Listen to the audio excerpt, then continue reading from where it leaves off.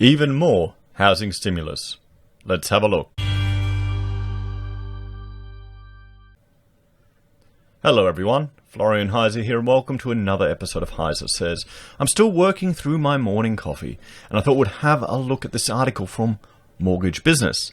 And, well, because it's a discussion of more stimulus for the housing market. Now if you have been asleep for the last couple of months, what stimulus have we got now? We've got home builders, the biggest, newest and most exciting one. 25 grand from the federal government.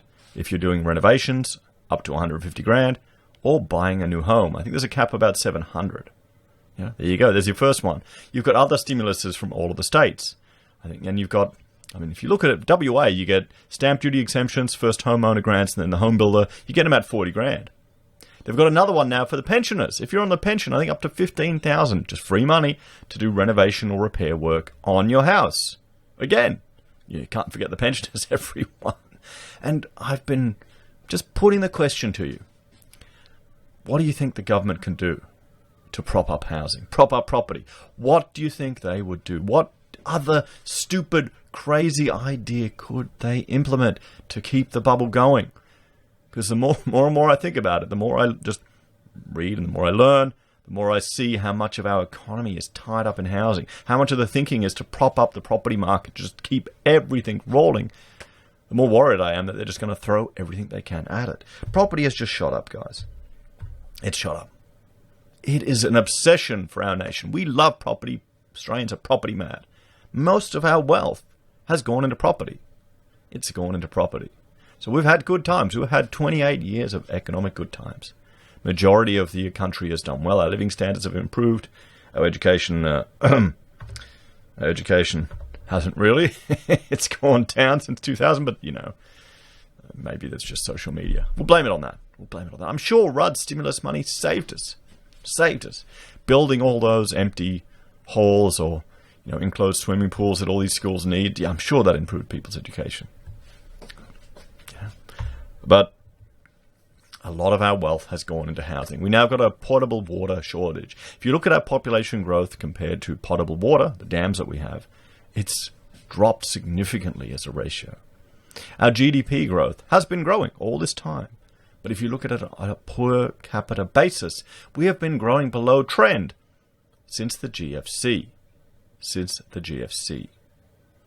There's calls to bring international students into the country because international students increase demand for student accommodation, which a lot of people have invested in.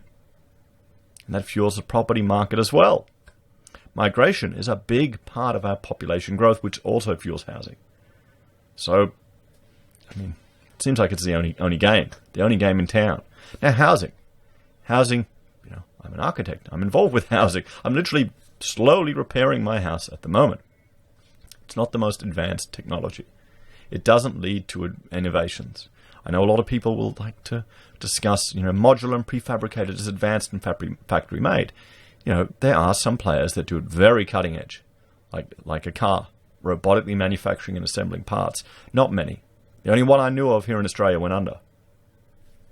And he could almost compete with the imported product. So it's kind of sad, really. It's kind of sad. So that's another thing. We've got a very primitive economy when it comes to just our manufacturing capacity. A lot of people are also advocating for manufacturing here in Australia, but a lot of people don't want to live near manufacturing, do they? Everyone wants it to be nice, green, happy environment. They don't want to live next to something unpleasant. Not in my backyard.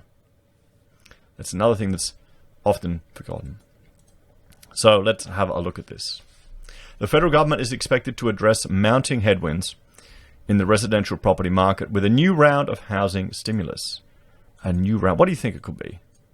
Could it be Home Builder Mark II? Maybe Rent Keeper Mark III. Rent Keeper. We pay your rent for you. Or like those desperate developers that are trying to push for discounting. They're framing discounting as, we'll pay your mortgage for a year. Could it be that? We'll pay your stamp duty and then charge you land tax 5 years later. According to Chris Nickel, analyst at investment firm Morgan Stanley, demand-driven weakness in the housing sector would retrace post-election gains in residential property prices, which have begun to decline over the past few months in response to the economic fallout of the pandemic. The latest data from property research group CoreLogic has revealed that national home values have fallen 0.7% in June, following a 0.4% decline in May. And you've got to remember, with these national figures, they're kind of useless because, well, with property, you need to get down to the micro scale. You need to look at the individual suburbs and the impacts on, particularly if you're an investor. I guess this kind of gives us a feel for the property sector on the national level, the economy, a macro scale, kind of. But it's not useful investment advice, it's useful from an economic activity advice. Maybe this could lead into the wealth effect. You could extrapolate, you could argue, okay, property prices have gone up this month, so that'll improve the wealth effect, that'll improve consumer spending, perhaps. I mean, does that make a difference? Let me know in the comments. Because seriously, my house, they revalued it, bullshit value on the bank, so it's gone up. It's gone up. I don't believe it, I don't trust it. House across the street tried to sell for 100 grand less and didn't move, but the bank isn't changing the valuation. Which is good for me. It makes my LVR look really good. But it doesn't mean I'm going to go out and spend more. Come on, you've got to be crazy. It doesn't mean that. It's not pushing me to sell. I got to fix her up or I can't move. The only thing it would encourage would probably be insurance fraud. Because people think the valuation is higher and we get these accidents happen. Do you think that could occur with the recession, guys? Did that happen in the last recession? Some of the older guys, let me know in the comments. Were there accidents? House fires? Home lending, I'm not advocating for that, guys.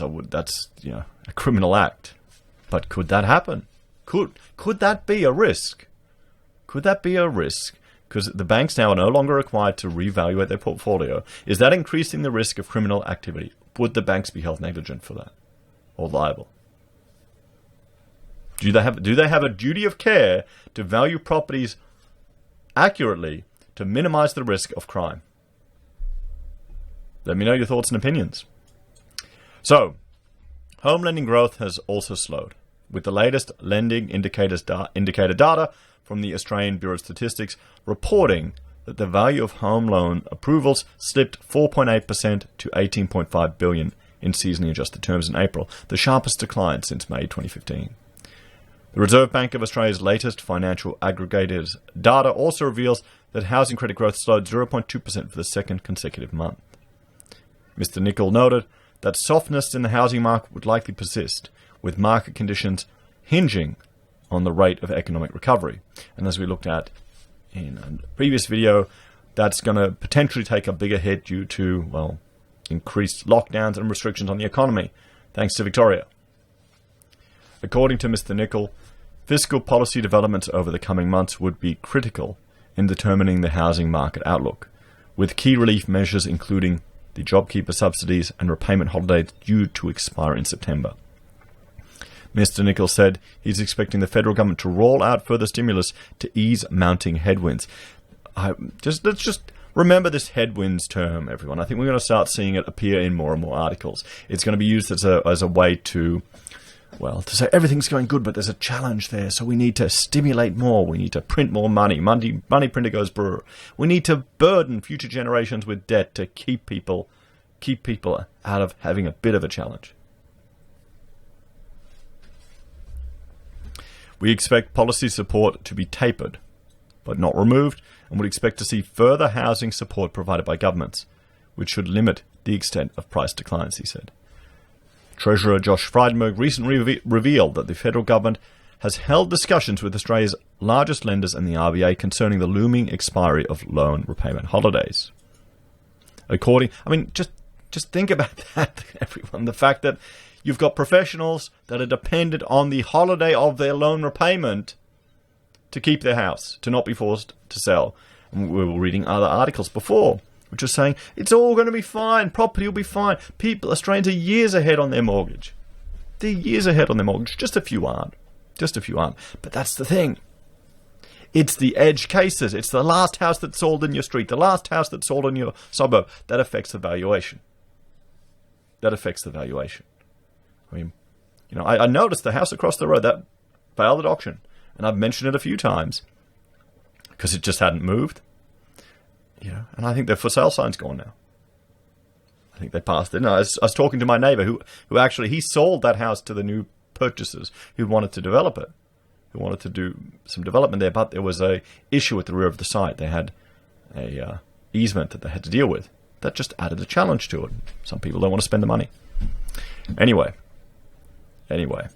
But that shows you, since that house didn't sell, it didn't affect the valuations, did it? It should have. It should be that. I mean, that would be interesting. What doesn't sell? I'm sure the agents that would be saying, sell now, get now, cut. You're not going to get what you sold it for. I think they bought it a few years ago, 5 years ago, and they can't get that price after they put money into it. When asked if the government believed loan deferral periods should be extended, Mr. Frydenberg said that such decisions should be left to the banks. However, he noted the difficulties facing borrowers employed in sectors facing long-term challenges. We know that with the restrictions coming off the economy, people are starting to get back to work, and that's vitally important, he said. But there are still some sectors, and obviously the workers in those sectors, who are doing it very tough. And we saw just this week the terrible news out of Qantas of 6,000 people losing jobs, and Virgin, potentially the rebuild will be 5,000 less staff. But then again, Rex is expanding. Regional Air Express will be looking to get into the Golden Triangle of Melbourne, Brisbane, and Sydney. When one thing crumbles, it leaves opportunity for new businesses to grow, for businesses to expand. That's the thing. That's what you want. That's innovation. You can't. We need to have resilience. We can't be protecting everything all the time.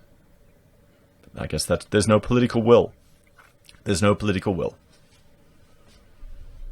We're going to continue to see some sectors really struggle as the international borders remain closed and people are affected by that. Morgan Stanley estimates that approximately 20% of borrowers on repayment holidays would default on their debt, triggering a $4.3 billion rise in credit losses across the major banks alone. So there you have it, everyone.